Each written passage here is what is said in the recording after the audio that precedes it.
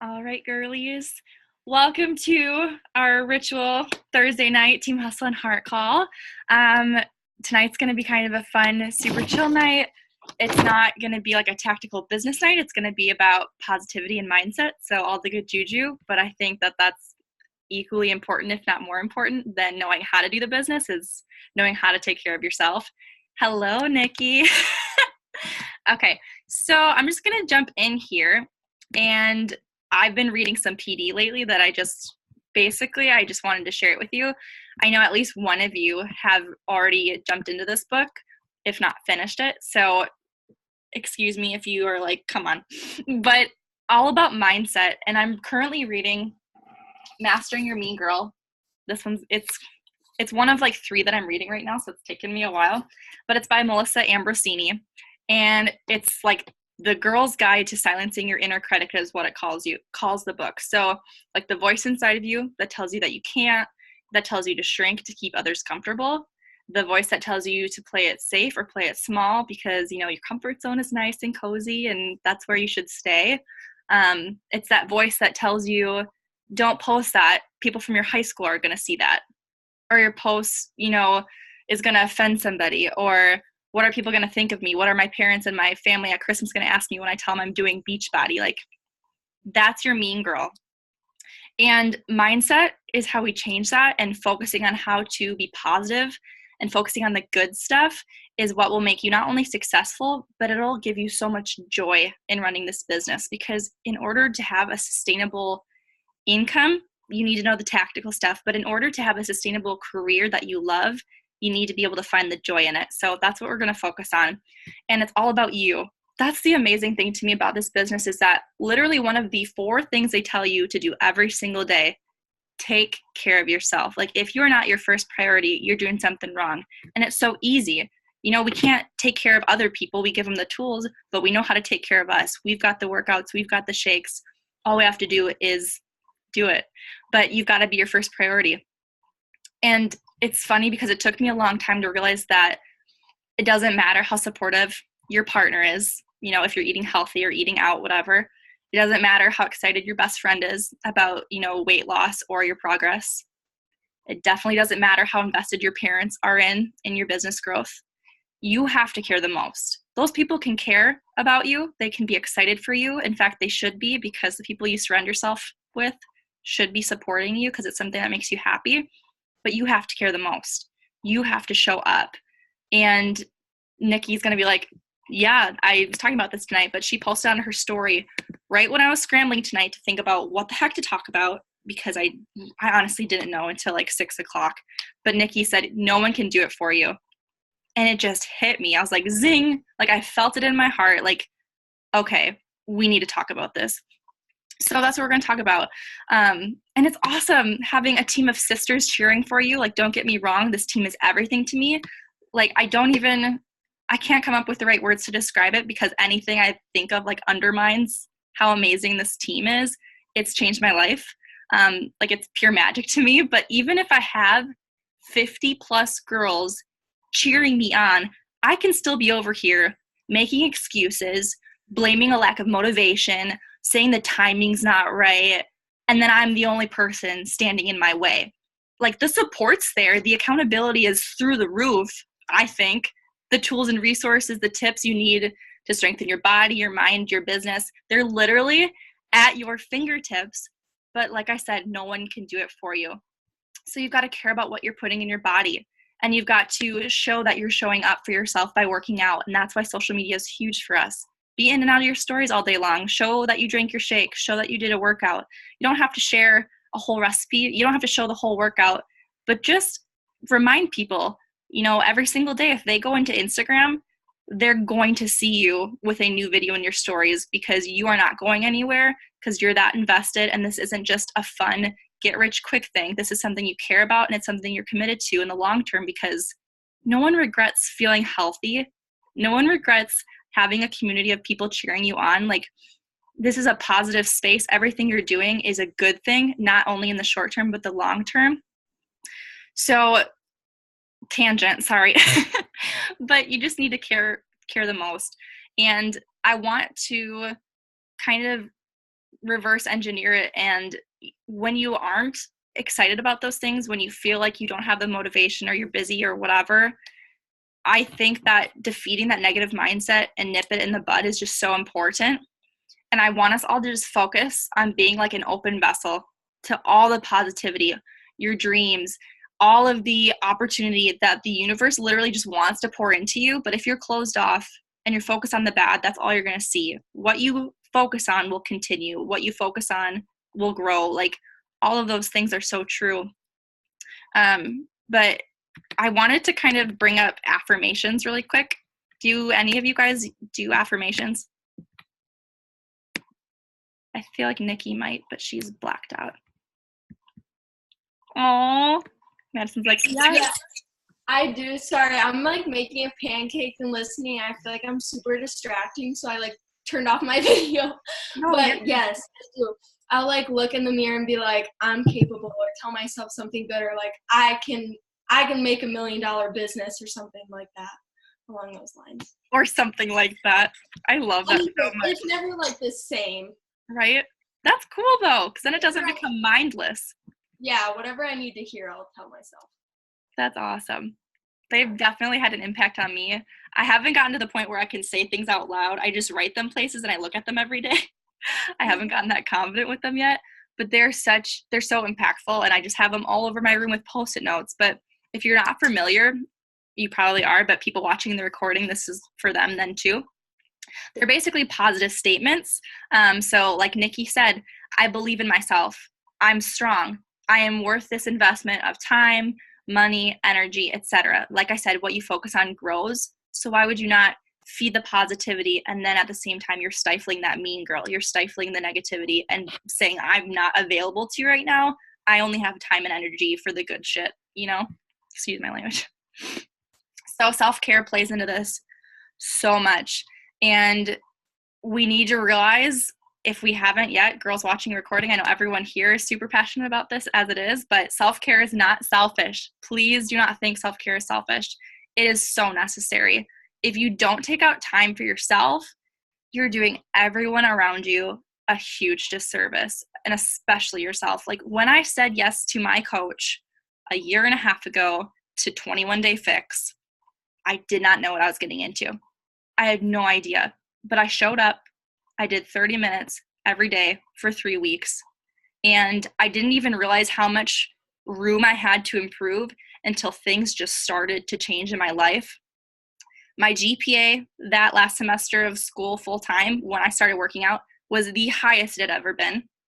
So don't tell me that you're a full-time student and it's going to compromise your grades if you work out. It made mine better. And you know why? Is because when you work out and you eat well and you focus on those things, it gives you energy.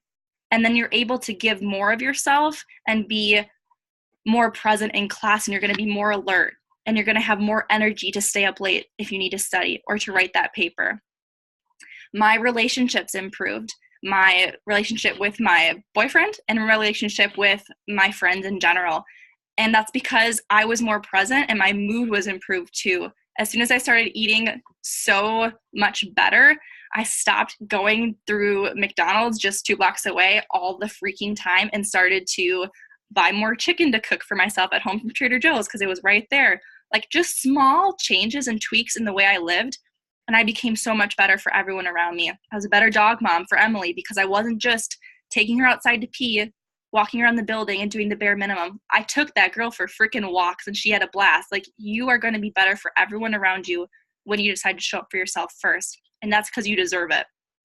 So when you focus on doing something good for yourself, you go from maybe even you don't even realize how bad things are or how much room you have to grow like I did, but literally the growth is incredible. Like, I can't stop smiling thinking about the leaps and bounds I've made in so many ways in my life because of this. My dog's scratching at my door. Can you totally hear her? But I want to share something that you guys might already know about. But in Rachel Hollis's documentary, Made for More, she gives an analogy of a vase. And I love it so much. She talks about self-care or focusing on yourself, doing things for yourself before other people, and says you're either a vase that's focused on giving to other people. So while stuff is pouring into you, you're pouring and trying to give to everyone else around you, to your kids, to your husband, to your girlfriend, to your coworkers, everyone but yourself. And eventually that vase is going to tip over. It's going to break, and you're not going to have anything for anyone, especially yourself. But if you just stand tall and you let all the positivity pour in, all the self-care, all of the focus on your progress and your health and how you are worth it, it is inevitable that eventually that vase is going to fill and it's going to overflow to everyone in your life. Every single person in your life is positively impacted when you take good care of yourself. It's just the way that it is. And it's so sad to me that we're convinced, as I think women especially, that we need to be givers. We need to give to our kids, give to our spouses. We need to make sure people come home to a clean home. We need to make sure that, everything is prim and proper and all the time. But how often do you hear people talk about, women, you need to be focusing on yourself, blah, blah, blah. It's such a new thing to me. Like, people don't encourage our entire gender to go work out before they take care of their kids. They're like, why would you do that? No. But that analogy just really hits me. But in terms of standing tall like that vase, it's a matter of why you do it, and it has to do with vision and what convinces you to tip over versus standing tall. And so I have a super cheesy thing about vision, and I took it from this book that I mentioned, and it's kind of a little self-check we can do. So if you're watching recording, I'd love for you to do it too. But I've got 3 questions for you, and we're going to take the time to answer them, whether you type it, text it in your phone, write it down, or just really soak it in mentally and be able to remember what it is. But the first one is, why do you do what you do? And I'm going to be doing this alongside you guys too. And this either means working out every day, or maybe it means building a business, however you want to interpret it. But whatever you do, why do you do it?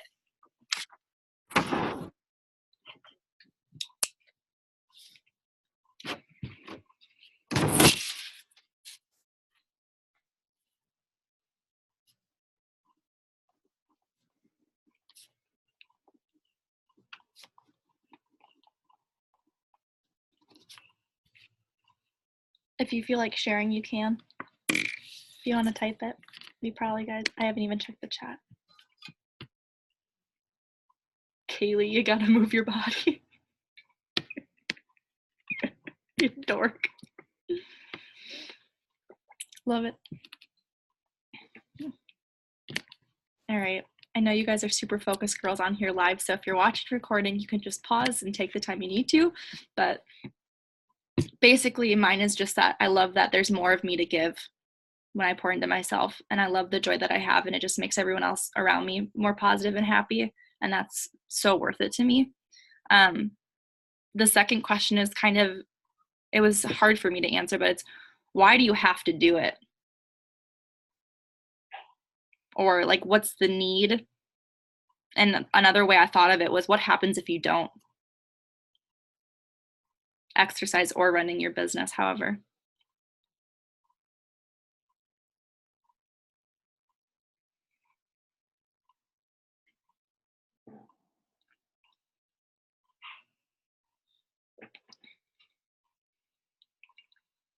Then the third question is super similar to the first, in my opinion, but it's just different wording. It's, why does it light you up?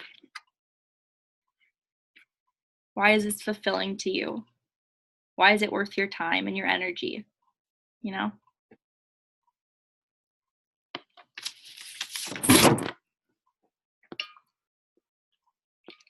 So when people have questions for me about moving their body, or questions for me about eating well, or why does Shakeology cost so much, or I don't want to work out 4 times a week, or I'm too busy, you got to come back to why. What the heck is your vision? Why do you want to do this? And think of something that will make you do it even when it's hard. So that's why those questions I think are super helpful. But a quote that I was reading, Oh, we are here to create a life and not just make a living. I love that so much. So if running the business especially is something that you don't find joy in, then you got to step back and think, why did I join in the first place?